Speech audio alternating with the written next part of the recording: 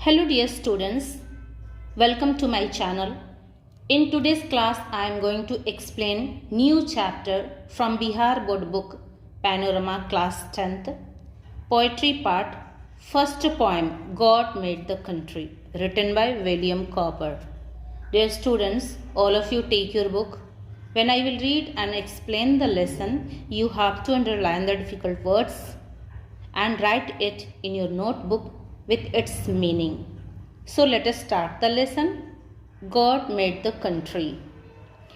ईश्वर ने गांव बनाया. यहाँ कंट्री से मतलब है गांव. Written by William Cowper. तो कॉपर के बारे में कहा जाता है कि इनका जन्म 26 नवंबर 1731 को यूनाइटेड किंगडम यानी कि इंग्लैंड में हुआ था और इनकी डेथ भी 25 अप्रैल 1800 में यूनाइटेड किंगडम यानी कि इंग्लैंड में हुआ था. अब आइए देखते हैं कि इस पोएट के बारे में हमारी बुक में क्या लिखा हुआ है. William copper 1731 to 1800 may be said to be giving in his poems a foretaste of the poetry of Wordsworth. There is in his works the same deep respect for the rural life, the common people, and the lovely, quiet landscape. Like Wordsworth, again, he did not hesitate in giving clear-cut opinion about the issues of his time. William copper, जिनका समय 1731 से 1800 तक था, may be said, इनके बारे में ये कहा जा सकता है, to be giving in his poems कि ये अपनी कविताओं में देते थे अ फोरटेस्ट. यहाँ पे फोरटेस्ट का मतलब होता है पूर्वानुभव या पूर्व स्वाद या भाव of the poetry of Wordsworth. Wordsworth की पोएट्री में जो भाव जो स्वाद होता था, सेम वही स्वाद वही भाव ये अपनी कविताओं में देते थे.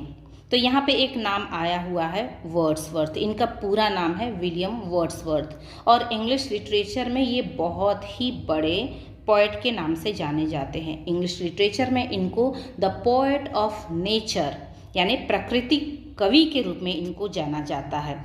तो उन्हीं की तरह विलियम वर्ड्सवर्थ की ही तरह यहाँ पे विलियम कॉपर की कविताओं में भी सेम टेस्ट और सेम पूर्व स्वाद या पूर्वानुभव या भाव हमें देखने को मिलता है. There is in his works the same deep respect for the rural life, the common people and the lovely quiet landscape. और इनकी कविताओं में वही भाव वही डीप रिस्पेक्ट यानी कि गहरा सम्मान of for the rural life यानी कि ग्रामीण जीवन के लिए गहरा सम्मान और आम लोगों के लिए कॉमन पीपल आम लोगों के लिए एंड द लवली और प्यारे से शांत से लैंडस्केप भूखंड या भूदृश्य के लिए गहरा सम्मान पाया जाता है. तो जो विलियम वर्ड्सवर्थ की कविताओं में गांव वासियों के लिए और आम लोगों के लिए या कोई शांत प्यारे से भूदृश्य के लिए जो सम्मान मिलता है, वही सम्मान हमें विलियम कॉपर की भी कविताओं में देखने के लिए मिलता है. Like Wordsworth, again he did not hesitate in giving clear-cut opinion about the issues of his time. Like Wordsworth, यहाँ like का मतलब होता है की तरह. किसकी तरह? वर्ड्सवर्थ की तरह. तो विलियम वर्ड्सवर्थ की ही तरह अगेन फिर से पुनः ही डिड नॉट हेजिटेट का मतलब होता है हिचकिचाते नहीं हैं. In giving clear cut opinion, clear cut यानी स्पष्ट और ओपिनियन राय about the issues of his time, अपने समय के जो भी सामाजिक मुद्दे हुआ करते थे उनके बारे में ये एकदम स्पष्ट अपनी राय देने में बिल्कुल हिचकिचाते नहीं हैं. किसकी तरह? लाइक वर्ड्सवर्थ की तरह. तो पुनः ये विलियम वर्ड्सवर्थ की ही तरह अपने समय के जो भी सामाजिक मुद्दा हुआ करते थे उनके बारे में अपनी राय स्पष्ट रूप से कहने में कभी भी ये हिचकिचाते नहीं थे विलियम कॉपर. नेक्स्ट पैराग्राफ देखते हैं. It is a paradox that the poets and dramatists who lived in cities or state capitals have written powerfully about the beauty of the natural life, the simplicity of the common villages engaged in humble professions, the abundance of natural life in the flora and the fauna and the peaceful living they together make have always inspired poets to write on the life in the countryside. It is a paradox अंतर विरोध या विरोधाभास, ये एक अंतर विरोध है, विरोधाभास है, that the poets and dramatist की एक कवि या नाटककार who lived in cities जो कि शहरों में निवास करते थे और स्टेट कैपिटल्स जो कि राज्य की राजधानियों में निवास करते थे, हैव रिटन उन्होंने लिखा हुआ है, पावरफुली बहुत ही प्रभावशाली ढंग से, सुंदर ढंग से, पावरफुली का मतलब होता है प्रभावशाली ढंग से, सुंदर ढंग से, about the beauty of the rural life, गांव के सुंदर जीवन के बारे में उन्होंने बहुत ही प्रभावशाली ढंग से लिखा हुआ है, वर्णन किया हुआ है। तो ये एक अंतर विरोध है, विरोधाभास है कि जो कवि या जो नाटककार शहरों में या राज्य की राजधानियों में रहते थे, जिनको ग्रामीण जीवन से कोई लेना देना नहीं था, ग्रामीण जीवन का कोई उनको अनुभव नहीं था, उन लोगों ने अपनी कविता में बहुत ही सुंदर ढंग से, बहुत ही प्रभावशाली ढंग से ग्रामीण जीवन की सुंदरता के बारे में वर्णन किया हुआ है। The simplicity of the common villages engaged in humble professions, the abundance of natural life in the flora and the fauna and the peaceful living they together make have always inspired poets to write on the life in the countryside. तो अब देखिए कि जो भी कवि या जो भी ड्रामाटिस्ट था जो अपनी कविताएं लिखे हैं ग्रामीण जीवन की सुंदरता के बारे में, उनको आखिर गांव के जीवन के बारे में क्या अच्छा लगा, उनको वहाँ पे क्या अच्छा लगा जिससे वो प्रभावित होकर अपनी कविताओं में लिखे या अपने नाटक में उन्होंने दिखाया। तो इस लाइन में वही चीज़ बताया गया है, the simplicity of the common villages.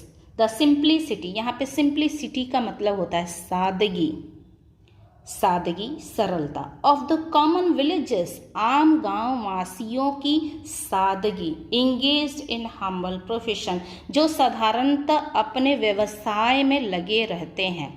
Profession का मतलब होता है व्यवसाय, पेशा, धंधा, जो कि अपने पेशे में लगे रहते हैं। अब आपने देखा होगा, अगर आप गांव से बिलोंग करते हैं तो गांव में अगर कोई किसान है तो वो अपने हल बैलों के साथ दिन भर खेत में काम करता है, दिन भर वो अपने खेत में ही लगा रहता है। अगर वो ग्वाला है तो अपने पशुओं की देखभाल करता है, दूध निकालता है और गांव में बेचता है। उसी तरह गांव के और भी लोग हैं जो अपने अपने पेशे में लगे रहते हैं, धंधे में लगे रहते हैं, जैसे हलवाई हुआ, बढ़ई हुआ, सोनार हुआ, लोहार हुआ, नाई हुआ। तो ये सभी लोग अपने अपने पेशे में, धंधे में दिन भर लगे रहते हैं। तो ये सबकी जो सादगी है ना, सिंपलिसिटी, वो कवियों को बहुत ही लुभाती थी और प्रेरित करती थी कि वो अपने कविता में इनको शामिल करें, दिखाएं। The abundance of natural life in the flora and the fauna, यहाँ पे समझिएगा द अबंडेंस, अबंडेंस का मतलब होता है प्रचुरता, अधिकता, ऑफ नेचुरल लाइफ, प्राकृतिक जीवन की यहाँ पे प्रचुरता होती है गांव में। इन फ्लोरा एंड फौना, फ्लोरा का मतलब होता है वनस्पति यानी कि पेड़ पौधे, एंड फौना यानी कि जीव जंतु। तो गांव में हम देखते हैं ना कि यहाँ पे प्राकृतिक जीवन की भरमार होती है, यहाँ पे वनस्पति हो, जीव हो, जंतु हो, यहाँ सब के जो प्राकृतिक जीवन होता है वो प्रचुर मात्रा में यहाँ देखने को मिलता है। And the peaceful living they together make, और ये शांति भरा जीवन जो एक साथ ये लोग रहते हैं, एक साथ मिलकर ये लोग जो जीते हैं, पीसफुल यानी शांति भरा जीवन, दे टुगेदर वे एक साथ मिलकर रहते हैं, हैव ऑलवेज इंस्पायर्ड, और यही सारी चीज़ें तो ऑलवेज हमेशा से इंस्पायर्ड प्रेरित करती रही है, इंस्पायर्ड प्रेरित करती रही है पोएट्स कवियों को, to write on the life in the countryside. Countryside का मतलब होता है ग्रामीण जीवन या देहात के जीवन के बारे में कवियों को लिखने के लिए प्रेरित करते रहती है। तो अभी आपने देखा कि जो आम गांव वासियों की सादगी है, जो कि अपने अपने पेशे धंधे में लगे रहते हैं, और यहाँ गांव में जो प्राकृतिक जीवन की प्रचुरता है, चाहे वो जीव जंतु हो, पेड़ पौधे हो, और ये सभी चीज़ें मिल के एक साथ जीवन जीते हैं, यही सारी चीज़ें कवियों को प्रेरित करती है कि वो देहात के बारे में या गांव के जीवन के बारे में लिखें। Cowper's poem is a classical example of this kind of writing. The first line of the poem, God made the country and man made the town, truly sums up the creation of the countryside and the evolution of towns. Being created in a natural way, villages possess a perfection that towns and cities can never have. Addressing town dwellers, the poet throws light on the virtues of the rural life and exhorts them to escape from artificial luxury and comfort to the simple but enduring pleasures of a village. Cowper's poem is a classical example of this kind of writing. Cowper's poem, copper की कविता इस classical example, एक उत्कृष्ट उदाहरण है of this kind of writing, इस तरह की रचना का एक उत्कृष्ट उदाहरण है। अभी हमने देखा कि जो भी कवि या नाटककार है वो गांव के जीवन से बहुत ही प्रभावित हो जाता है और वो गांव के बारे में लिखता है। तो उसी तरह की कविता का, उसी तरह की रचना का ये जो कॉपर की कविता है ना, एकदम उत्कृष्ट उदाहरण है। यहाँ क्लासिकल का मतलब होता है उत्कृष्ट। The first line of the poem, God made the country and man made the town, truly sums up the creation of the countryside and the evolution of towns. The first line of the poem, कविता की पहली पंक्ति, God made the country, कि ईश्वर ने गांव बनाया, and man made the towns, और मनुष्य ने शहरों का निर्माण किया। ट्रूली, सचमुच में, वास्तव में, सम्स अप, समीक्षा करता है, व्याख्या करता है, the creation of the countryside, country side यानी कि गांव के जीवन की संरचना का, निर्माण का समीक्षा करता है। क्रिएशन मतलब होता है संरचना का, निर्माण का, व्याख्या करता है। And the evolution of towns, और शहरों के विकास की व्याख्या करता है। तो ये जो कॉपर की कविता है ये इसी तरह की रचना का एक उत्कृष्ट उदाहरण है। और इसकी जो पहली पंक्ति है ना कि ईश्वर ने गांव को बनाया और मनुष्य ने शहर का निर्माण किया, ये सचमुच में, वास्तव में गांव के जीवन की संरचना का और शहरों के विकास का समीक्षा करता है, वर्णन करता है। Being created in a natural way, villages possess a perfection that towns and cities can never have. Being created in a natural way, ये प्राकृतिक तरीके से निर्मित होने के कारण, नेचुरल वे यानी प्राकृतिक तरीके से, क्रिएटेड निर्मित होने के कारण, गांव के बारे में बताया जा रहा है कि गांव का निर्माण प्राकृतिक तरीके से होने के कारण, विलेजेस पोजेस अ परफेक्शन, तो सभी गांवों के पास परफेक्शन होती है, पूर्णता होती है, पूर्णता को धारण किए होते हैं। पोजेस का मतलब होता है धारण किए होना या प्राप्त होना। तो सभी गांव को एक पूर्णता प्राप्त होती है, परफेक्शन प्राप्त होता है, या सभी गांव परफेक्शन, पूर्णता को धारण किए होते हैं। यहाँ पे प्रचुर मात्रा में आपको वनस्पति, पेड़ पौधे, जीव जंतु, नदी नाले, तालाब, झरने, ये सब कुछ आपको प्रचुर मात्रा में देखने को मिलती है, यानी कि गांव के पास पूर्णता होती है। That towns and cities can never have, जो कि शहरों और नगरों के पास कभी भी नहीं हो सकती है।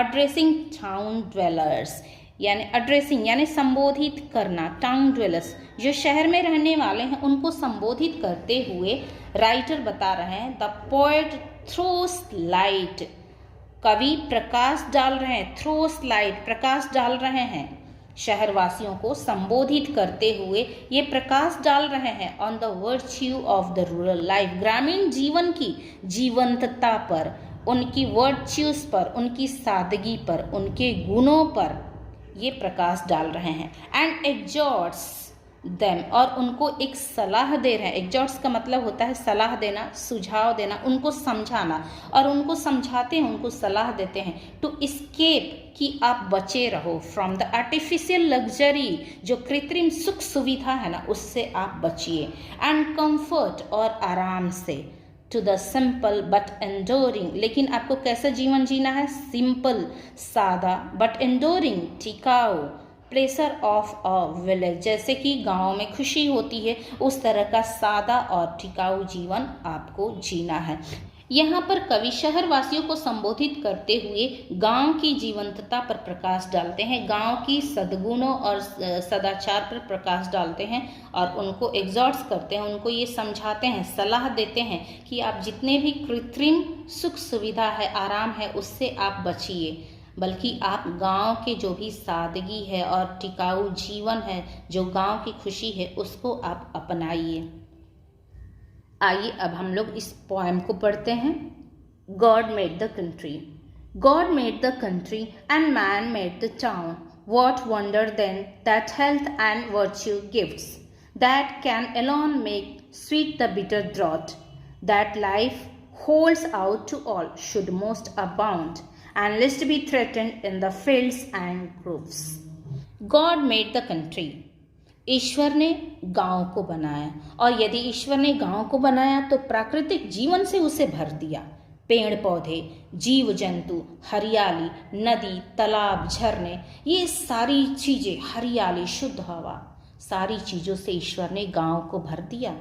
यही चीजें तो हमें गांव में देखने को मिलती है, लेकिन यहीं पे बताया जा रहा है and man made the town, और मनुष्य ने क्या किया, शहरों का निर्माण कर दिया अपने स्वार्थ को पूरा करने के लिए, अपने संसाधनों को पूरा करने के लिए उसने शहरों का निर्माण किया। अब शहर में आप क्या देखते हैं, देखिए यहाँ पे डिफरेंस क्या कि शहरों में बहुत लंबी लंबी चौड़ी चौड़ी सी सड़कें हैं, उन सड़कों पे बहुत तेज भागती हुई ढेरों सारी मोटर गाड़ियां हैं, ऊंची ऊंची बिल्डिंगें हैं, चिमनियां हैं, फैक्ट्रियां हैं, चिमनियों से निकलते जहरीले धुएं, फैक्ट्रियों से निकलते कचरे, ये सभी हम मनुष्यों को बीमार डालते हैं। और यही सारी चीज़ें तो मनुष्य ने शहर का निर्माण करके बनाया है।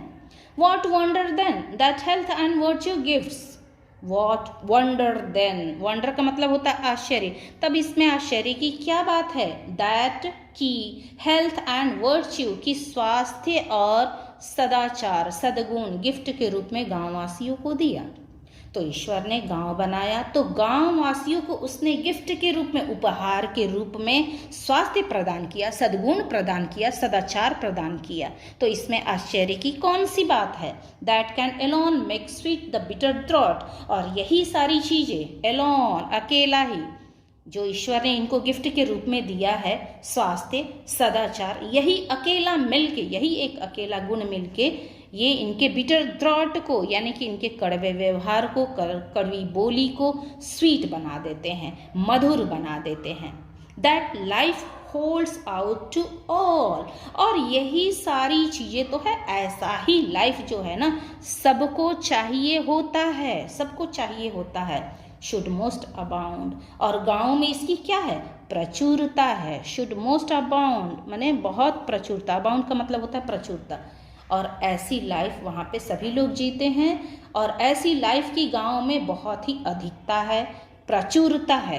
And lest be threatened in the fields and groves, and lest, lest का मतलब होता है कम से कम, बी थ्रेटेंड, थ्रेटेंड का मतलब होता है डरे हुए होते हैं या भयभीत होते हैं, इन द फील्ड्स एंड ग्रुप्स, अपने खेत खलिहानों में, एंड ग्रुप्स और बाग बगीचों में। तो गांववासी जो होते हैं ना बहुत ही कम डरे होते हैं अपने खेत खलिहानों में जाने से या अपने बाग बगीचों में जाने से।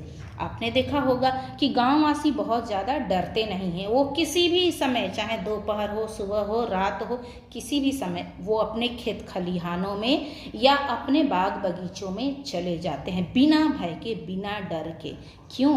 क्योंकि उनको प्राकृतिक प्रदत्त वरदान मिला हुआ है, उनको स्वास्थ्य मिला हुआ है, उनको सद्गुण मिला हुआ है, वे कहीं भी जाने से डरते नहीं हैं। डर तो शहरवासियों को लगता है, संध्या होते ही वे सभी अपने घरों में चले जाते हैं, किसी से कोई लेना देना उनको नहीं होता है, अपनी लाइफ अपना ही वो लोग जीते हैं। लेकिन गांव में ऐसा नहीं होता है, यहाँ पे गांव के लोग बहुत ही निर्भीक होते हैं, निर्भीक जीवन जीते हैं। Possess ye therefore ye who borne about in chariots and sedans, know no fatigue, but that of idleness, and test no sins, but such as art contrives, possess ye still your element, there only can ye shine, there only minds like yours can do no harm. पोजेस ये, यहाँ पे ये का मतलब you से है। ये पुरानी इंग्लिश है, यू मॉडर्न इंग्लिश। इसका मतलब होता है तुम। पोजेस ये तुमको प्राप्त है या तुमने धारण किया हुआ, तुमको मिला हुआ है। देयरफॉर इसलिए, ये हु बॉर्न जो कि तुम पैदा हुए हो, अबाउट इन चैरियोट्स, चैरियोट्स का मतलब होता है रथों में, एंड सेडान्स और पालकियों में, नो फटीग, फटीग का मतलब होता है थकान, तो तुम्हें थकान नहीं मालूम है। ये लाइन शहरवासियों के लिए कह रहे हैं कवि कि ऐ शहरवासियों, तुमको सारी सुख सुविधाएं मिली हुई है, तुम्हारा जन्म ही सुख सुविधाओं के साथ हुआ है, ऐशो आराम के साथ हुआ है, तुम आलीशान शानो शौकत में जीते हो, तुमको सारी सुविधाएं मिली है, तुम काम करना नहीं जानते हो क्योंकि तुम्हारे पास नौकर चाकर हैं काम करने के लिए, इसीलिए तुम्हें थकान भी नहीं पता है। क्यों? क्योंकि तुम तो रथों में चलते हो और तुम पालकियों में चलते हो। कहने का मतलब तुम लग्जरी गाड़ियों से चलते हो, तुम्हें इतना ऐशो आराम की ज़िंदगी मिली है, शानो शौकत की ज़िंदगी मिली है, नौकर चाकर मिले हैं कि तुम काम करना भूल गए हो, तुम अपने नौकर चाकर से काम करवाते हो। तो तुम्हें क्या पता चलेगा कि फटीग क्या है, यानी कि थकान क्या होती है।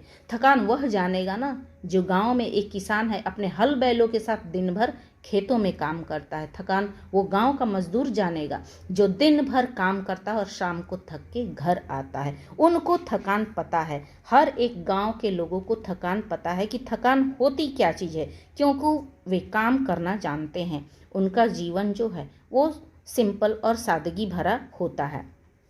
बट दैट ऑफ आइडलनेस, यहाँ पे है आइडलनेस का मतलब आलस। बट दैट ऑफ आइडलनेस है शहरवासियों, जिसको तुम शानो शौकत समझ रहे हो, जिसको तुम सुख सुविधा समझ रहे हो, असल में वो तुम्हारा शानो शौकत और सुख सुविधा नहीं है, वो तो तुम्हारा आलसपन है, वो तो तुम्हारा आइडलनेस है। एंड टेस्ट नो सिन, और उसी की वजह से, उसी आलस की वजह से तुमने आज तक किसी भी प्राकृतिक दृश्यों का टेस्ट नहीं लिया है, मज़ा नहीं लिया है।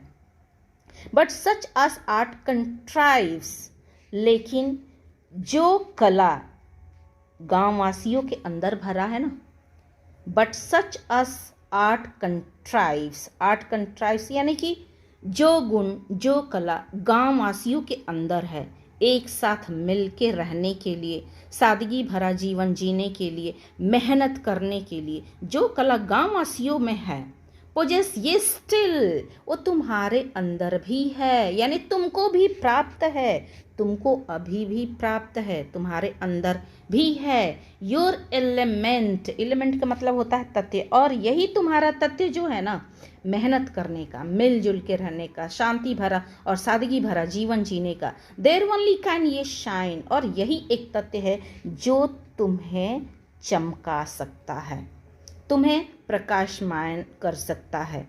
There only minds like yours, और यहाँ पे जो तुम्हारी विचारधारा है ना, तुम्हारी जैसी सोच है ना, लाइक यू जो तुम्हारी सोच है, कैन डू नो हार्म, वो तुम्हारा नुकसान नहीं कर सकता है, किसी का नुकसान नहीं कर सकता है। अब आइए देखते हैं next line.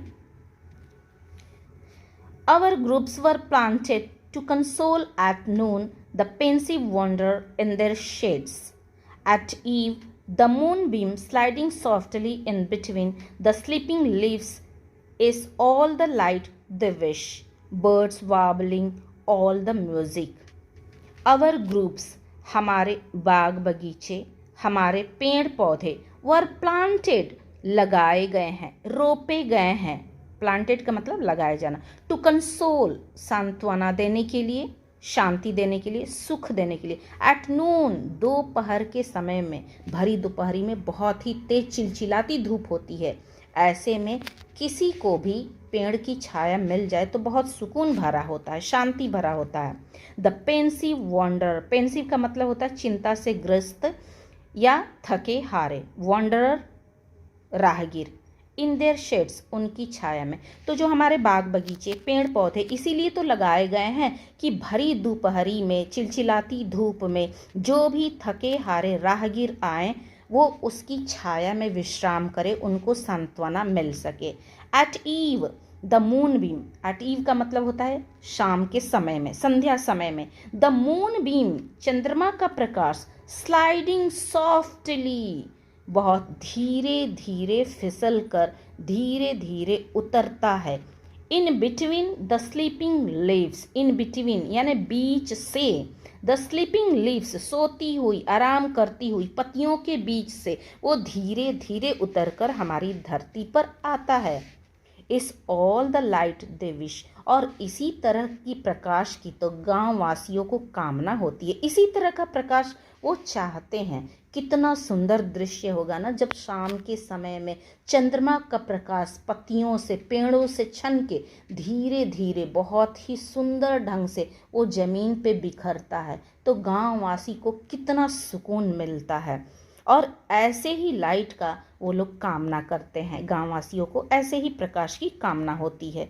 Birds warbling all the music, birds चिड़िया, वार्बलिंग का मतलब होता है चर्पिंग या ट्विटरिंग, एक ही है, सिनोनिम्स वर्ड्स है। तो ये चहचहाती है, बर्ड्स वार्बलिंग, चिड़िया चहचहाती, ऑल द म्यूजिक, हर तरह की आवाज़ में चिड़िया यहाँ पे गाना गाती है। हमारे गाँव का दृश्य बहुत ही अद्भुत होता है, बहुत अद्भुत और लुभावन होता है। यहाँ पे देखिए चंद्रमा का प्रकाश धीरे धीरे संध्या के समय में पत्तियों से छन के धरती पर गिरता है, और जो भी यहाँ की बर्ड्स हैं ना वो हर तरह का म्यूजिक गाती है, इतना चहचहाती है, इतना सुंदर दृश्य होता है। We can spare the splendor of your lamps, they but eclipse our softer satellite. Your songs confound our more harmonious notes. The thrush departs, scared and offended nightingale is mute.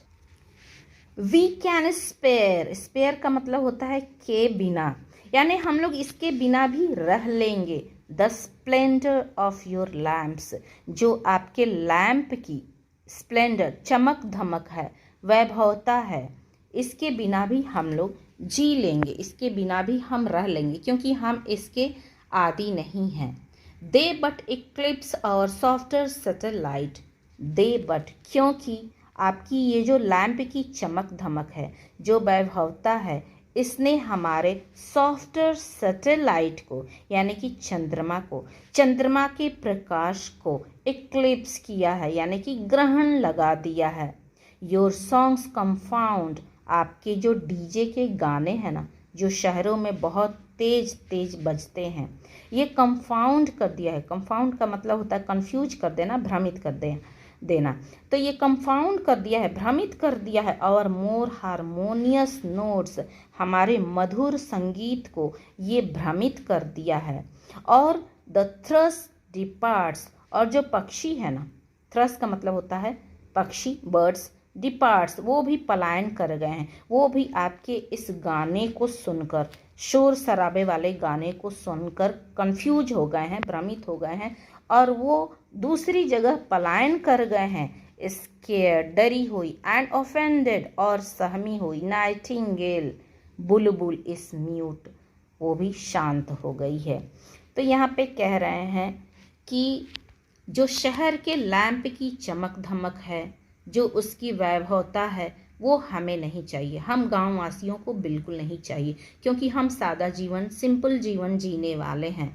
और आपके इस लैंप के चमक धमक ने ही हमारे चंद्रमा को, हमारे चंद्रमा के प्रकाश को ग्रहण लगा दिया है, उसे ढक लिया है। और आपके ये जो शोर शराबे वाले गाने हैं, जो डीजे पर जोर जोर से बजते हैं, इन्होंने हमारे मधुर संगीत को भ्रमित कर दिया है। और हमारे पक्षी जो कई तरह के गाने गाया करती थी, गुनगुनाया करती थी, वो हमारे गांव से दूसरी जगह पलायन कर गई है। हमारी जो नाइटिंगेल, बुलबुल है, वो भी डर के, सहम के और बिल्कुल शांत हो गई है।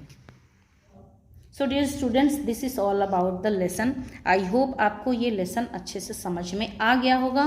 और अगर आपको लेसन समझ में आ गया है तो आप क्या करेंगे, अपने दोस्तों के साथ शेयर करेंगे और अच्छी तरीके से 1-2 बार आप फिर से इसे पढ़ेंगे, प्रैक्टिस करते रहेंगे। मिलते हैं हम लोग अगले वीडियो में नेक्स्ट चैप्टर के साथ। तब तक take care, keep practising, have a nice day ahead, bye bye.